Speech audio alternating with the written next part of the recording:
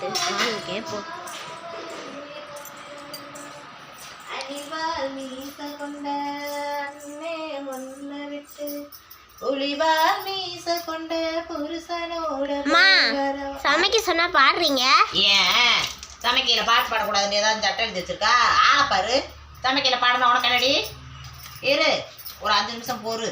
எந்திரிக்கிறது 10 மணிக்கு, அப்புறம் பசிக்குது தெனாவட்டு பண்ணுறது. இதில் பாட்டு பாடுறதை ஏன் பாடுறான்னு இருக்கிறாள? ஏண்டி நான் பாடுறேன் உனக்கு என்ன? பாட்டு பாடுறதுனால உனக்கு என்ன செய்யுதுன்னு கேட்டேன். உனக்கு என்னப்பது? சாப்பாடு தானே, கம்முன்னு இருக்கணும். எதையாவது சொல்லக்கூடாது, கருத்து ஏற்றக்கூடாது.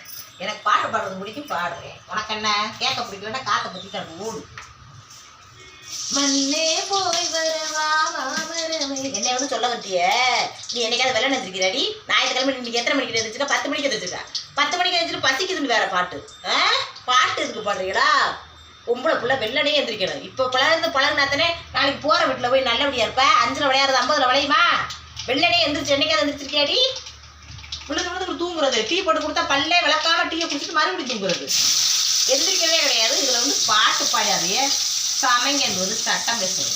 பாரு உங்கள் அப்பா சொன்னாவே நான் கேட்க மாட்டேன். நீ எல்லாம் சொல்லி கேட்பனா? நான் பாடிக்கிட்டே இருப்பேன்.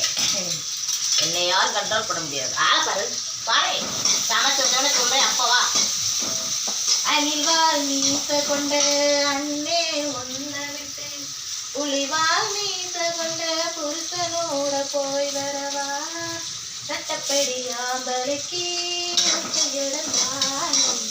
பொம்மலுக்கு ஓடனே அங்கிட்டு என்னத்த பார்வை?